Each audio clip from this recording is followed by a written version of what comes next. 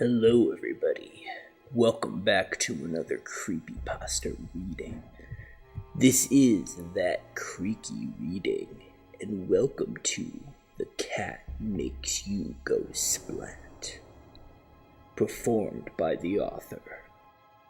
There once was a boy by the name of Minty Pogo Stick who would inherit his grandfather's old movie theater that hadn't been used since 2003.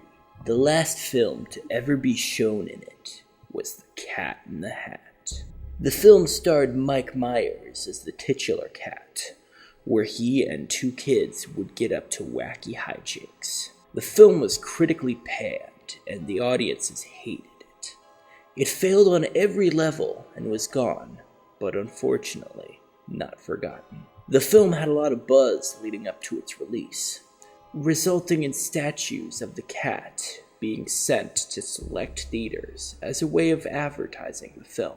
Unfortunately, the theater shut down due to low sales and interest, but the building still stands to this day. That is, until the passing of the owner, Old Grandpa Whistlesticks. He left his theater to his favorite grandson, Minty. Minty wasn't exactly thrilled that he was left with nothing but an old building full of rats, spiders, and stale popcorn. He decided to visit the building one night to see what he could salvage from it. The theater was very wide, and it had all its windows boarded up. The paint on the building, once colorful and bright, now had faded and chipped away, leaving a drab color that felt as if it was saying, "Please leave me be." The posters on the front of the theater were The Lord of the Rings, Return of the King, The Haunted Mansion, Looney Tunes Back in Action, and of course, Cat in the Hat. Minty had a feel of unease when he walked up to the faded building. He stood there for what felt like hours, then he finally walked in. Inside there was an odd warmth, almost as if it was still full of eager children seeing the new film they dragged their parents to, or stuffy film critics that long since stopped enjoying the adventure that going to the movies could be. Minty walked up to the concession stand and walked behind the desk. He looked at all the treats and snacks that were left behind. He then opened the door to a huge room with the highest ceiling he'd ever seen. All around him there were posters, cardboard stands, and the odd electric poster with moving elements. Of course, the power to the building had long since been turned off, but Minty could only imagine what this all looked like in its prime. He then saw a silhouette in the dark. He called out to it. "Who's there?" No response. No movement. Minty grabbed his phone and turned on the flashlight and pointed it at the human-like figure. He was relieved to find it was just a statue. He walked closer to the odd statue and inspected it. It was around his height and seemingly had similar proportions. It soon hit him that this was the cat from the Cat in the Hat movie. He was surprised at how well it looked, as if someone was washing and dusting it every day. It stood still with one hand on its hips and one tipping his hat to whoever had the displeasure of seeing him with a big smile on his face. The statue had an uncanny, odd look to it, almost like at any moment it could unfreeze and walk right out the door. Minty walked away from the cat and started to look around the place for any valuable posters or leftover materials. As he moved around, he took small glances at the cat, almost as if, when he didn't, it would sneak up on him and do God knows what. He could also swear that the eyes on the statue followed him, not like a painting does, but like it were alive and constantly watching Minty. Minty got so creeped out, he decided to check the individual theaters to see how clean they were and what was left in them. He walked down the long hall until he reached the first theater. He looked at the carpet and all the seats. Each chair had huge stains, and the floor had mushy, wet spots. Minty then went up to the projector room and checked for anything he could sell. He then looked at the chairs and saw what looked like someone sitting in the seats. On top of the shadowy figure was a tall, long thing on his head. He quickly ran down to the theater to see nobody there. He was starting to get the creeps, but he knew he had to finish his work. He went from room to room, checking everything, and every time he went to the projector room, he could have sworn he saw the same figure.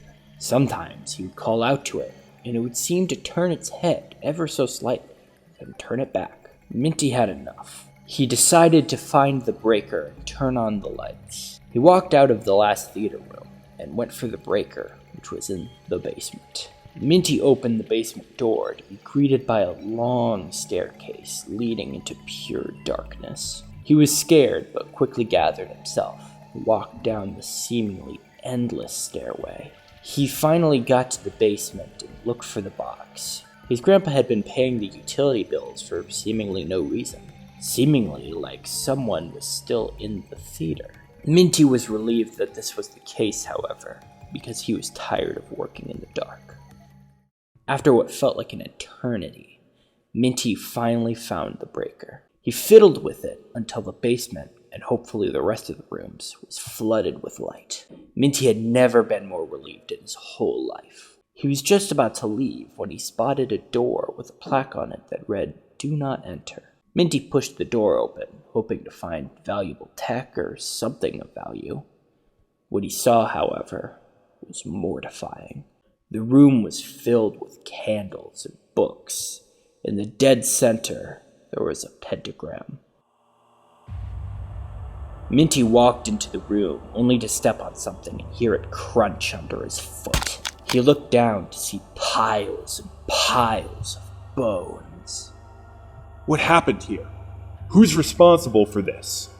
Minty then felt a soft, gloved finger poke his shoulder. Then, Minty heard his response. That'd be me.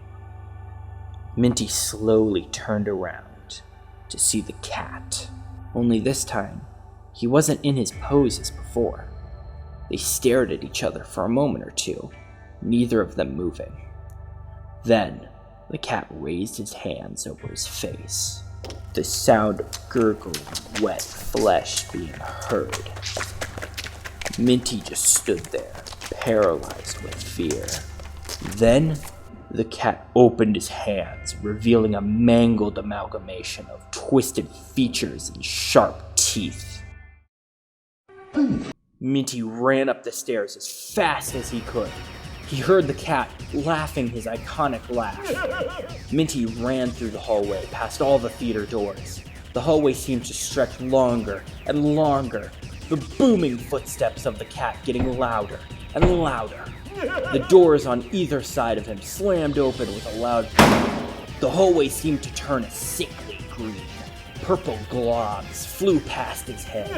The cat's footsteps were getting louder. Minty knew that this was the end. Suddenly, it all stopped. Minty was suddenly at the end of the hallway, and all the noise stopped. It was over. Minty quickly ran to the door, only to see the cat was at its original spot and his original pose. His face was normal. Everything was normal. Minty was confused. He walked out of the door and got into his car. He drove off as fast as he could. He looked in the side view mirror, and he could have sworn he saw the cat waving goodbye.